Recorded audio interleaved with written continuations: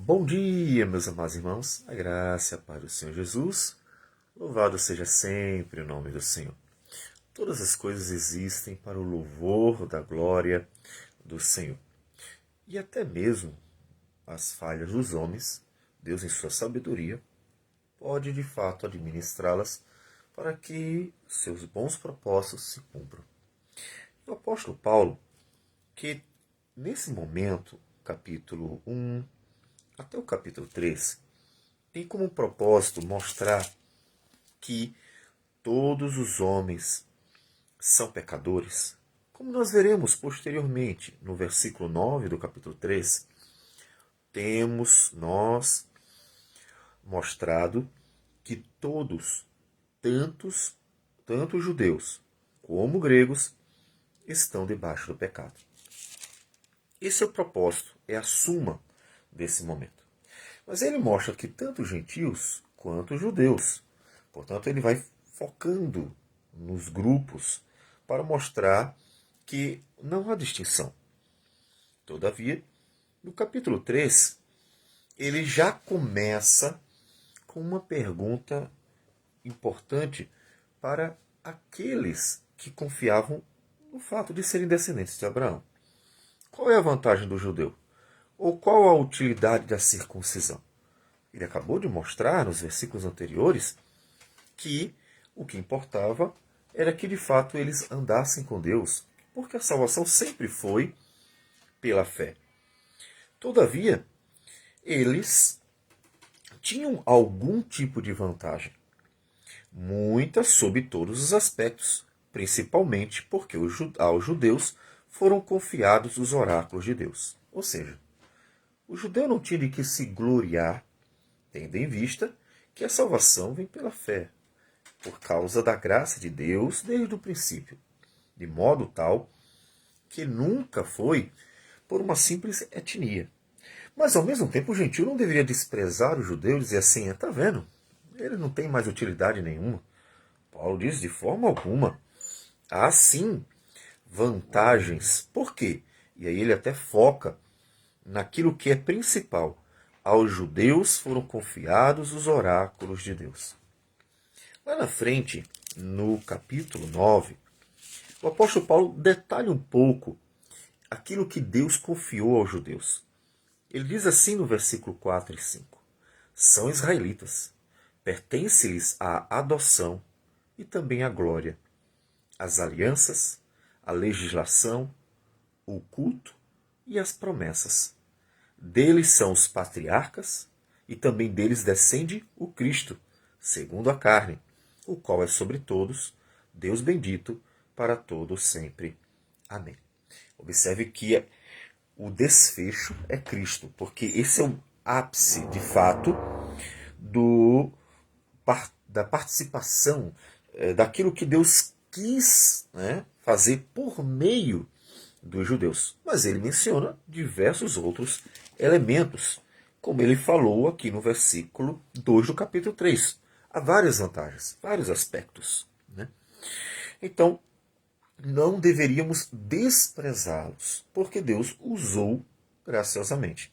E ter a consideração pela instrumentalidade faz com que a igreja gentílica reconheça que todos os escritos são sagrados e todos eles que foram confiados aos judeus são palavra de Deus, a palavra de Deus. Então é importantíssimo para a igreja gentílica que ela mantenha seu olhar para a palavra do Senhor por inteiro, não desprezando esse ministério que Deus havia confiado para eles. Por isso, aquilo que nós temos dito várias vezes, Paulo está evitando um antissemitismo entre os gentios. Bem, mas aí começa uma série de perguntas retóricas. Paulo usa demais esse recurso para chamar a atenção dos seus leitores e trazer respostas que ou ele sabia que estavam sendo levantadas, perguntas estavam sendo questionadas, e ele traz as respostas, ou ele já está se antecipando. E ele diz, bom, e daí? Se alguns não creram, a incredulidade deles virá desfazer a fidelidade de Deus? Ou seja, bom, vantagens, tá, mas eles não creram. Mas o fato deles não terem crido desfaz a fidelidade de Deus?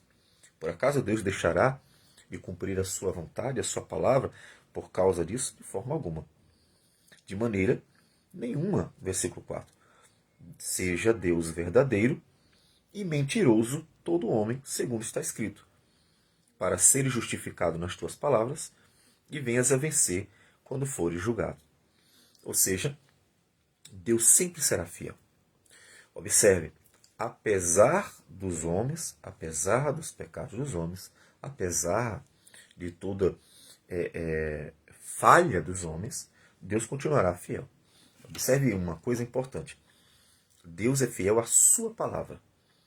Ainda que ele tenha compromisso com o seu povo, porque ele fez aliança, ele é fiel à sua palavra. Ou seja, ele cumprirá cabalmente o que ele prometeu. E a nossa relação com ele, obviamente, dependerá de nós estarmos dentro dos critérios. O critério máximo, que é o andar com ele, ou seja, a fé no Senhor. Então ele continua sendo fiel. Inclusive o apóstolo Paulo, também, falando mais adiante ao jovem pastor Timóteo, ele fala sobre essa fidelidade de Deus em 2 Timóteo, capítulo 2, versículo a partir do 11, diz: fiel é esta palavra, se já morremos com ele, também viveremos com ele. Se perseveramos, também com ele reinaremos. Se o negamos, ele por sua vez nos negará. Se somos infiéis, ele permanece fiel, por de maneira nenhuma pode negar-se a si mesmo. Ou seja, Deus sempre será fiel. E isso é um conforto para nós, porque ainda que a igreja seja o conjunto dos cristãos que, portanto, creram no Senhor, estão unidos ao Senhor, ainda é composta de pecadores. E o conforto saber que Deus é fiel, a despeito das falhas ainda presentes, até que Jesus volte, né, para trazer a incorruptibilidade e depois, decorrente dela, a imortalidade. Então ele continua. E vem umas questões que são de adversários. Ele está levantando algumas questões capciosas de adversários, de pessoas que estavam trazendo acusações contra Paulo. O que a gente percebe nesses versículos seguintes? Alguns judeus estavam acusando o apóstolo Paulo de pregar uma libertinagem, de ensinar que poderia se fazer qualquer coisa, porque já que a salvação é pela graça, não é por obras, então, quanto mais pecarmos, mais graça haverá, maior misericórdia se desfrutará e Deus será mais glorificado ainda. Então eles estavam acusando Paulo de pregar uma libertinagem, uma graça barata, né? Ou viver de qualquer jeito para que Deus seja glorificado na abundância da graça dele. Então era uma acusação. Que no versículo 8 aparece ele dizendo: por que não dizemos como alguns caluniosamente afirmam que o fazemos? Ou seja, estavam acusando o apóstolo Paulo, e ele diz caluniosamente, porque ele nunca ensinou essa vida libertina. Havia quem fizesse isso. Na carta de Judas nós temos pessoas que estavam defendendo a ideia de que quanto mais pecar, mais graça se desfruta e, portanto, Deus é glorificado mais ainda. Havia quem tivesse essa doutrina, mas Paulo não estava ensinando isso. E ele deixa claro isso.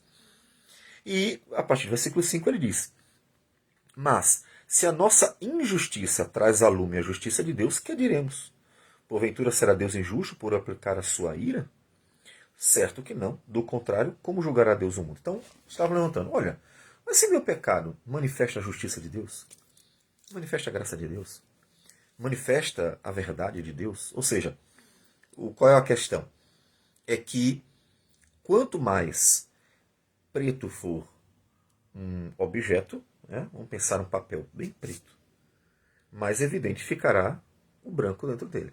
Né? Qualquer pintinho assim, qualquer desenho branco fica em evidência, porque o contraste é grande. E é isso que ele está dizendo. Bom, já que o contraste evidencia a glória de Deus, já que o contraste evidencia a santidade de Deus, então, por que a gente está se preocupando se no final das contas Deus será glorificado nos pecados também, porque ele julgará ou manifestará a sua graça, condenará os ímpios e salvará por graça aqueles que ele quer. Então, no final das contas, tudo glorificará o nome dele. Bem, é verdade, Deus será glorificado sempre, mas não porque ele concorda ou porque ele aprova qualquer pecado ou porque ele queira que o homem peque para evidenciar a sua graça, de modo algum. Deus será glorificado porque ele é quem ele é e permanecerá sendo quem ele é. Ele continuará sendo fiel, verdadeiro, santo, justo, gracioso, amoroso e assim por diante, eternamente.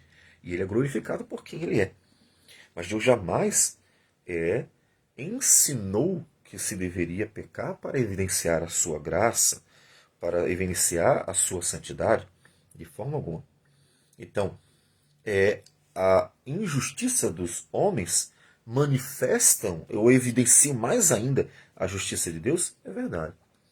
Mas Deus terá que julgar? Claro. Mas por que ele terá que julgar, já que o que eu estou fazendo, diriam eles, se o que se faz de errado evidencia a justiça dele? Não está sendo ele glorificado? Então, por que então condenar o homem? De forma alguma. Aí ele pergunta, mas então como é que Deus vai condenar o mundo? Como é que Deus vai condenar os ímpios, os que desprezam a ele, se ele não estiver levando em consideração de fato, ou seja, se ele não tratar de forma íntegra, justa, toda a injustiça? Então, toda injustiça para Deus é injustiça. E Deus trata toda injustiça como injustiça. Ou seja, Deus não se agrada, Deus não se alegra de modo algum com a injustiça. Percebe? Ou seja, mesmo que seja da parte de um cristão, a injustiça é injustiça, a desonestidade é desonestidade, a mentira é mentira, o engano é engano, a maldade é maldade, e assim por diante. Então, ele não concordará, ele não aprovará, mesmo que isso evidencie quão santo ele é em contraste com o homem pecador, porque ele nunca concordará com o pecado, porque ele é santo. E aí, a questão é, basta lembrar que Deus julgará o mundo pela injustiça do mundo. Então ele não pode concordar com nenhuma injustiça. Ou seja, como ele diz no versículo 11 do capítulo 2, que nós vimos anteriormente. Porque para com Deus não há acepção de pessoas. Ele não pode fazer acepção de pessoas. E já haveria uma injustiça nisso, né? Porque ele trataria um de um jeito, outro de outro. Os homens é que fazem isso, e a gente tem visto isso acontecer entre os homens. Um é tratado de um jeito, outro é tratado do outro. Então, isso se chama injustiça. E Deus não pode fazer, de forma alguma, ou aceitar qualquer injustiça. E se por causa da minha mentira fica em relevo a verdade de Deus, para a sua glória, porque eu sou ainda condenado como pecador? É aquilo que nós estamos dizendo. Olha, se o cara mente e evidencia o contraste, ou seja, olha como Deus é santo, basta contrastar com os homens mentirosos. Deus é verdadeiro. Então, por que ele se incomoda? No final das contas, ele é glorificado. Mas ele se incomoda porque ele não pode concordar com o pecado. Ele não pode concordar com o que é mal. E aí, tudo isso está sendo citado porque estavam caluniando o apóstolo Paulo, dizendo que ele estava pregando uma libertinagem. Mas o evangelho que Paulo pregava, a graça redentora, não é de forma alguma uma libertinagem. Era a graça de Deus para com pecadores arrependidos, que se humilham, que buscam auxílio, que buscam justiça naquele que é justo e justificador, Jesus, que buscam compaixão e perdão, não que não devam viver para a glória de Deus, mas que reconhecendo que não podem satisfazer a justiça de Deus, buscam a justiça daquele que tem, Jesus Cristo. E a pergunta final desse bloco vem dos adversários. Pratiquemos males para que venham bens. Observem que tipo de acusação estavam fazendo. Estavam dizendo que Paulo estava ensinando que quanto mais pecar, melhor, mais bênção vem, porque é graça no final das contas. E não era isso. Não é isso. E Paulo diz, a condenação destes é justa. Ou seja, eles vão ser condenados de forma justa por acusarem o evangelho que o apóstolo Paulo pregava, de ser um evangelho da libertinagem. Dizer que, peca de qualquer jeito, no final das contas a graça é que vai salvar. E não era isso que Deus estava ensinando. Portanto, o que Deus está ensinando? O evangelho nos ensina que Deus é compassivo, misericordioso e bondoso e possui em seu Filho aquele que morreu e ressuscitou, justo, que nunca pecou. Ele manifesta por meio de Cristo a graça redentora para aqueles que reconhecem sua miséria e percebem que, não tendo justiça própria, buscam em Cristo a justiça que ele tem. E aí Deus graciosamente perdoa, justifica e, portanto, salva porque confiaram nele. Mas confiaram nele para uma nova vida. O apóstolo Paulo vai falar isso ainda, claro. Mas eu quero antecipar o fato de que o Evangelho nos chama ao arrependimento, nos propõe uma graça salvadora, mas também, junto com o perdão, a graça salvadora, junto com a justificação, concede para nós uma graça santificadora, ou seja, não é para continuarem desse jeito, é para que a partir daí, pela graça do Senhor, pela palavra, pelo Espírito, possam viver uma vida para a glória de Deus. Serão perfeitos? Não conseguirão ser perfeitos, mas estarão mais próximo possível de Cristo a cada novo passo, porque estarão sendo santificados a cada novo dia. Isso sim é o Evangelho. E assim, o apóstolo Paulo já responde os adversários que estavam caluniando, dizendo que ele estava ensinando coisas que eles não estavam ensinando. Então, observe bem o verdadeiro evangelho, para que você não se iluda com falsos evangelhos por aí, porque o evangelho é a justiça de Deus, a graça de Deus e a santificação que o próprio Deus opera graciosamente naqueles que se achegam a ele humildemente. Vamos orar ao Senhor. Senhor Deus amado, bendito o teu nome. Agradecemos por tudo. Obrigado, Senhor Deus, pelo Evangelho, porque ele é a nossa esperança de vida eterna. Deus, porque nele temos a justiça do Senhor Jesus. Obrigado. Obrigado porque temos também visto o teu operar, transformando e santificando a cada dia. Obrigado, portanto, por tua graça manifesta no Evangelho. Receba a nossa oração e continue abençoando a igreja. Em nome do Senhor Jesus. Amém, Senhor. Que Deus abençoe a todos e tenham um bom dia.